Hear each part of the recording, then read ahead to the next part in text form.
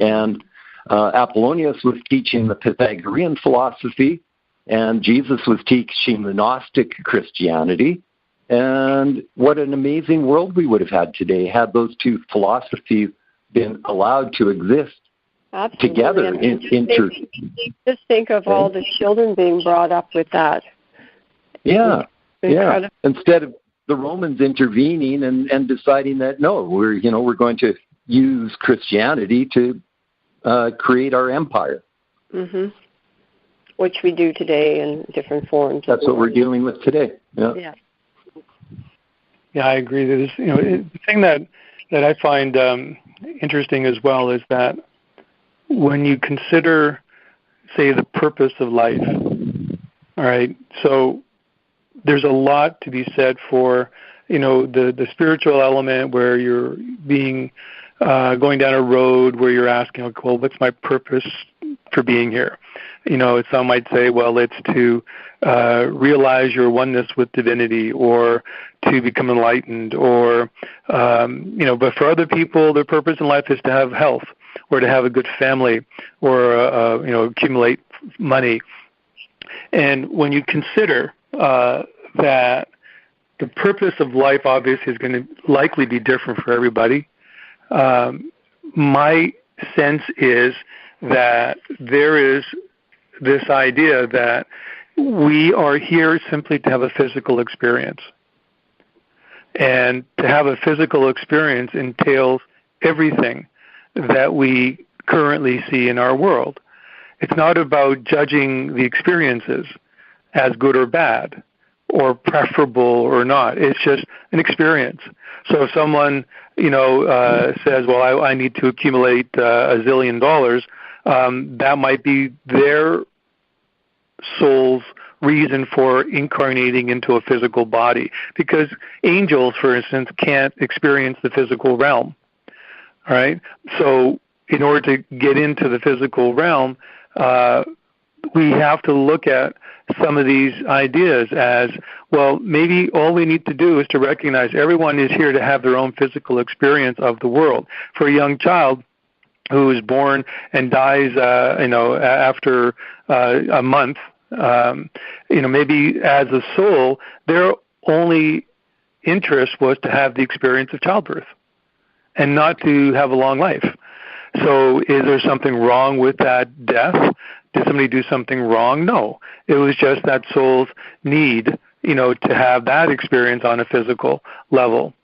So I think, it always helps to try to get a sense of, well, what is your purpose in life? What is your reason for being here? And then try to extrapolate from that, how you fit into the bigger scheme of things. Yeah, I think there's one point in there, though, I think that's very problematic, and that's the idea that, if your mission in life is to accumulate $1 billion, well, that's part of our learning. That's part of our philosophy to realize that in accumulating $1 billion, you're a blight on the planet. You have to exploit other people. You have to exploit the natural resources. You have to not care about waste. You have to not care about people's wages. You have to not care about living conditions so those are all things that you have to train yourself to not care about, which the sociopaths are very successful. I believe the sociopaths, because of the way the capitalistic system works, have risen into positions of power because they greatly desire to have those positions of power, where most people that want to just live, like you're saying, fulfill their jobs, whatever that is, like they say, before enlightenment, you chop wood, carry water. After enlightenment, you chop wood and carry water. It doesn't matter if you're a mother or a father or a son or a daughter. The enlightenment process doesn't affect the roles that we have to play in society. But in the Pythagorean philosophy, those roles come with responsibility, with integrity, with compassion, and with love. And without those, then yes, the sociopaths can run the world and destroy it to the point that it's at right now. Yeah, and I think that's probably why many of the teachers, mystics, gurus, and such, always emphasize compassion, love, tolerance, because if you are going to have just a physical experience here, then at least set the bar high, to have something that'll have the least impact, negative impact on those around you, so that you don't have people abusing the opportunity to be in a physical body. Yeah, well, like you say, we're all so caught up in this do, have, and consume world. Even us being here today to do this program, we are part of that world. We're hoping that what we're doing is of benefit and will, help transmit any love and compassion and knowledge that we might hope to share. But at the same time, we're still broadcasting. There's still radio stations required. There's an internet. There's structure. And, so it would be hypocritical for any of us to think that we're not part of that. Yet at the same time, it's so paradoxical right now because we're part of it, but we're trying to not be part of it. Yeah, I think that's brilliant. There's a lineage of mystical knowledge that runs through the ages that liberates and empowers the individual, but in parallel there runs literal fundamentalist doctrines that seem to be designed to control the masses for the benefit of the few. And I think because the masses have not been taught to think critically, to question everything, that we as a people accept and allow that top 1% to control the rest of us by blindly accepting the lies and disregarding the truths that mystic and saints have been teaching for millennia. And you're contrarian. I just want to hear a hit from you on this. About that? Yeah, anything. But yeah, about that.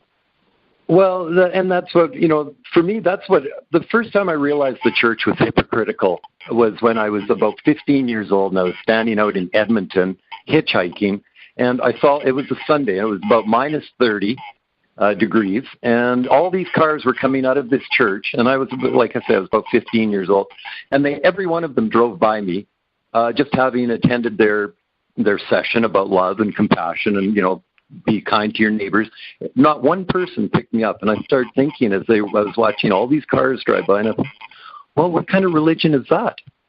And it never really rang true. So then, as I start noticing these things and observing these things and the hypocrisy of, going to church on a Sunday and then behaving like a criminal for the rest of the week, it doesn't jive. And so we can only do that by surrendering our control to an external force. But when we look and come in contact with the master within, with our own intuition, the whole mystical approach to life, then we're not even, I guess I wouldn't even be conscious of that. I would have either just turned and started walking and been secure in the knowledge that I was who I was and that they are who they are, regardless of the lack of compassion that I felt I was being shown at the time. Yeah, but that sounded a bit convoluted. You see the thing I see, in that, Mark, is that I've had similar experiences with that as well. But I think, Deborah's second book, it was called Leap to Freedom, Healing Quantum Guilt. And in that book, the premise essentially is, what if everything that we've been taught about life and who we are has been a lie? And she goes into great detail. It's a brilliant book, Leap to Freedom. And the thing about that is, again, in line with the critical thinking thing, is that, questioning everything. What if everything that we've been taught is not correct?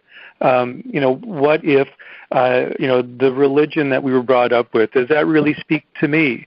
Or the political party, does that really express, my values and who I see myself to be? Very few people bother to question what they're taught, and they just take it blindly. Sort of like, even some people are willing to tell their kid, son, if your wife doesn't do as you tell her, just beat her with a rod, because it says so right here in the Bible. And it's like, well, no, Right. But the kid believes, because the dad says that's, and he uses the Bible or some other reference, as a way to justify abhorrent behavior. We can't go about our life, with blinders on. We have to question everything, and we have to hold ourselves as well as others accountable.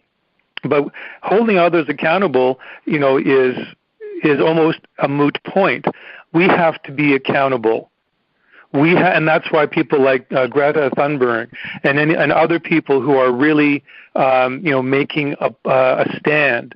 They're making their voices heard, because they are holding themselves accountable. They're saying, this is who I am, and this is how I need to participate to make this world a better place. And exactly. I think it took a crisis for them to come to that too. Yeah, I think it's amazing. Okay, so I just want to thank you both for sharing your experiences and wisdom with us, and I'm so glad we had this time together. So to reach Mark and to find out about his wonderful work, please visit his YouTube channel, and to speak with JP, he can be reached at sdk@telus.net. Please write to me at info@deborahlavelle.com, and I will reply to every one of your questions or Okay, so also do share this show with whomever you might find beneficial or might benefit from these wonderfully helpful insights from these wonderful men and tools to better understand the world that we live in. This show can be accessed and listened to again in the archives soon.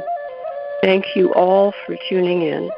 Sending you all my love, and this is Deborah Lavelle, and I thank you for listening to us today. Thank you.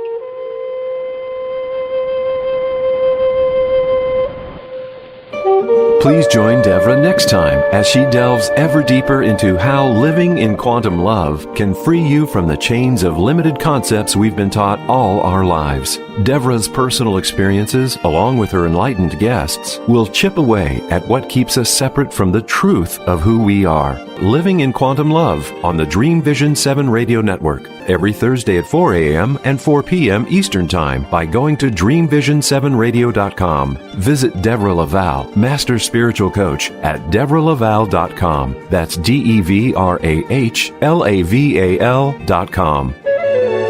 This is Dream Vision 7 Radio Network, uniting mankind with universal love. Our shows are created from the heart, bringing each listener to a place of divine enlightenment. Breathe, relax, and enjoy. Let life flow.